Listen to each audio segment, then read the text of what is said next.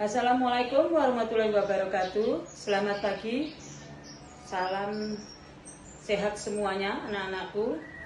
Alhamdulillah pada hari ini kita bisa berjumpa walaupun dalam suasana yang tidak memungkinkan kita untuk bertatap muka. Pada pagi hari ini Ibu akan mengutamakan materi sejarah Indonesia kelas 12 mengenai upaya bangsa Indonesia dalam menghadapi desintegrasi bangsa. Agar lebih jelas dan paham, maka amati dan pahami PowerPoint yang Ibu berikan pada wali kelas masing-masing. Wassalamualaikum warahmatullahi wabarakatuh. Halo teman-teman semua, balik lagi ke Ediscovery. Perkenalkan, nama saya Adesya Dewi Kumara sebagai edukator sejarah. Dan hari ini kita semua akan belajar mengenai disintegrasi bangsa. Sebelumnya, disintegrasi bangsa adalah perpecahan bangsa. Perlu kita semua ketahui bahwa ketika kita merdeka, bukan berarti kita lepas dari semua hambatan atau halangan. Tetapi ada beberapa halangan, yaitu dari luar dan juga dari dalam bangsa kita sendiri. Nah, dari dalam bangsa kita ternyata ada beberapa pemberontakan. Di antaranya nanti akan kita pelajari ada pemberontakan PKI Madiun, G30 SPKI, kemudian ada APRA, Andi Aziz, dan lain sebagainya. Konflik mengenai disintegrasi bangsa terbagi menjadi 3 jenis. Yang pertama adalah konflik yang berkaitan dengan ideologi, di antaranya ada PKI Madiun, G30 SPKI, dan juga DITI. Yang kedua adalah konflik yang berkaitan dengan kepentingan, yaitu adalah konflik PRRI Permesta dan juga persoalan negara federal serta BFO. Dan konflik yang ketiga adalah jenis konflik yang berkaitan dengan ketentaraan. Di antaranya ada konflik Andi Aziz, APRA, dan juga RMS atau Republik Maluku Selatan. Yang akan kita pelajari pertama adalah konflik yang berkaitan dengan ideologi, yaitu PKI Madiun, G30 SPKI, dan DITI. Yang pertama adalah konflik PKI Madiun. PKI Madiun tentunya terjadi di Madiun dan diawali dari perjanjian Renville. Kalian semua pasti pernah mendengar nama Amir Syarifuddin kan? Amir Syarifuddin adalah salah satu Perdana Menteri Indonesia yang pada tahun 1948 terpaksa diturunkan dari jabatannya sebagai Perdana Menteri karena tidak disetujui oleh rakyat dikarenakan adanya perjanjian Renville. Nah, Amir Syarifuddin yang merasa dendam terhadap penurunannya tadi kemudian membentuk yang namanya Front Demokrasi Rakyat, yaitu kesatuan dari beberapa partai-partai berhaluan kiri atau berhaluan komunis di Indonesia. Di antaranya ada Partai Komunis Indonesia, ada Partai Sosialis Indonesia, ada juga Partai Buruh Indonesia.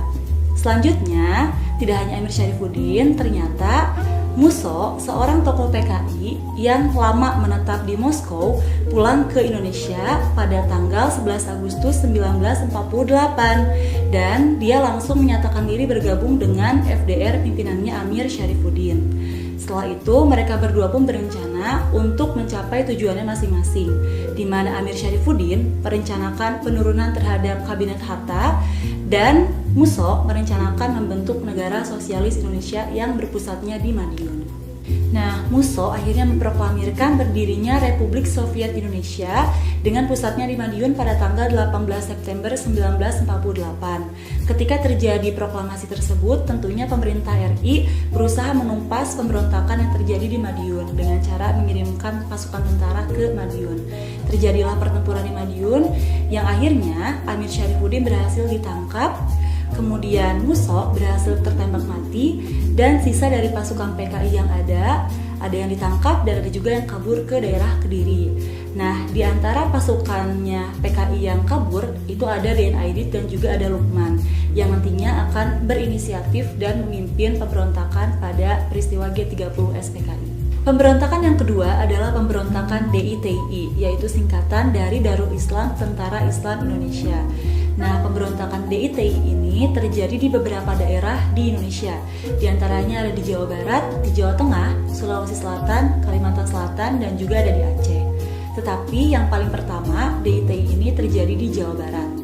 Diawali dari perjanjian Renville, di mana para TNI yang berada di dalam garis demarkasi Vanmuk harus memindahkan pasukannya ke wilayah RI. Termasuk TNI yang ada di Jawa Barat juga harus pindah ke daerah yang termasuk daerah RI, yaitu Jawa Tengah, Jawa Timur, Yogyakarta, dan sebagian Sumatera. Tetapi Beberapa TNI yang ada di Jawa Barat, tepatnya adalah Laskar Hizbullah dan Laskar Sabilillah yang dipimpin oleh Kartosoewirjo, menolak untuk pindah. Dan ketika di Jawa Barat terjadi kekosongan kekuasaan, Kartosoewirjo memproklamirkan berdirinya Negara Islam Indonesia dengan didukung oleh Tentara Islam Indonesia sebagai tentaranya. Proklamasi itu dilaksanakan pada bulan Agustus 1948. Untuk menumpas pemberontakan DITI, pemerintah RI mengirimkan tentara divisi Siliwangi ke Jawa Barat dan divisi Siliwangi menggunakan taktik pagar betis untuk menyerang DITI. Operasi militernya sendiri dinamakan Operasi Baratayuda. Dengan menggunakan operasi militer pagar betis atau Operasi Baratayuda ini, akhirnya pemberontakan DITI di Jawa Barat berhasil dipadamkan dengan tertangkapnya dan tertembak matinya Kartosoewirjo di Tasikmalaya pada tahun 1962. Pemberontakan DITI selanjutnya adalah di Jawa Tengah. Pemberontakan DITI di Jawa Tengah juga terjadi pada tahun 1948 dengan dipimpin oleh Amir Fattah. Untuk latar belakangnya, Amir Fattah ternyata ditawari jabatan sebagai Panglima DITI di Jawa Tengah oleh Kartosoewirjo dan Amir Fattah pun menyetujuinya, sehingga Amir Fattah bergabung dengan DITI. Pemberontakan DITI di Jawa Tengah ini akhirnya berhasil dipadamkan pada tahun 1951 ketika Amir Fattah tertangkap dikarenakan kurangnya dukungan dari penduduk sekitar. Pemberontakan DITI yang selanjutnya adalah di Sulawesi Selatan dipimpin oleh Kahar Muzakar. Jadi Kahar Muzakar sendiri sebelumnya adalah seorang tentara yang bertugas di Jawa, tetapi dia dipulangkan ke tempat asalnya yaitu Sulawesi Selatan untuk mengatasi pemberontakan dari KGSS atau Komando Gerilya Sulawesi Selatan. Setibanya Kahar Muzakar di Sulawesi Selatan, dia bukannya menyelesaikan masalah KGSS tapi malah ikut bergabung dengan KGSS. Dan setelah dia bergabung dengan KGSS, dia pun menyatakan dirinya bergabung dengan gerakan DITI-nya Kartosoewirjo. Sehingga Kahar Muzakar pun kemudian menjadi salah satu pemberontak yang akhirnya tertembak mati pada sebuah pertempuran di tahun 1963. Pemberontakan DITI yang keempat adalah pemberontakan di Kalimantan Selatan dipimpin oleh Ibnu Hajar. Jadi Ibnu Hajar adalah salah satu panglima angkatan laut di Kalimantan Selatan yang merasa kurang puas karena kebijakan pemerintah akan membubarkan angkatan laut di Kalimantan Selatan. Akhirnya dia pun bergabung dengan pemberontakannya Kartosoewirjo. Tetapi di tahun 1963 Ibnu Hajar tertangkap dalam sebuah pertempuran dan dia pun dihukum mati oleh pemerintah. Pemberontakan DITI yang terakhir adalah pemberontakan DITI di Aceh yang dipimpin oleh Daud Bereh. Nah, latar belakangnya sendiri agak berbeda karena dimulai dari ketidakpuasan rakyat Aceh ketika mereka dimasukkan ke dalam Provinsi Sumatera Utara. Di tahun 1953, Daud Bereh mengumumkan bahwa Aceh termasuk ke dalam salah satu bagian dari negara Islam Indonesia. Untuk mengatasi hal itu, pemerintah pun kemudian mencoba mengakomodasi dengan memasukkan Aceh sebagai provinsi tersendiri di tahun 1959. Pada tahun 1962, Daud Bereh kembali dari pertempuran dan dia pun diampuni oleh pemerintah. Jadi tadi itu adalah konflik-konflik yang berkaitan dengan ideologi dan sekarang adalah konflik yang berkaitan dengan kepentingan atau ketentaraan di Indonesia. Konflik yang pertama adalah konflik APRA atau Angkatan Perang Ratu Adil. APRA sendiri adalah sebuah milisi bersenjata yang dibentuk oleh Kapten Raymond Westerling dengan pusatnya di Bandung pada tahun 1949. Selanjutnya, APRA ini memberontak pada tahun 1950 karena mereka menolak kehadiran APRIS atau Angkatan Perang Republik Indonesia Serikat ke Bandung. Westerling sendiri dibantu oleh Sultan Hamid II dari Pontianak. Nah, Sultan Hamid II bergabung dengan pemberontakan APRA dikarenakan kekecewaannya tidak dijadikan Menteri Pertahanan di Indonesia, sehingga dia punya keinginan untuk membunuh Sultan Hamengkubuwono ke-9 sebagai Menteri Pertahanan. Dia juga ingin membunuh TB Simatupang, yaitu seorang kolonel Angkatan Darat, sehingga Sultan Hamid II dan Westerling merencanakan penyerangan ke Jakarta.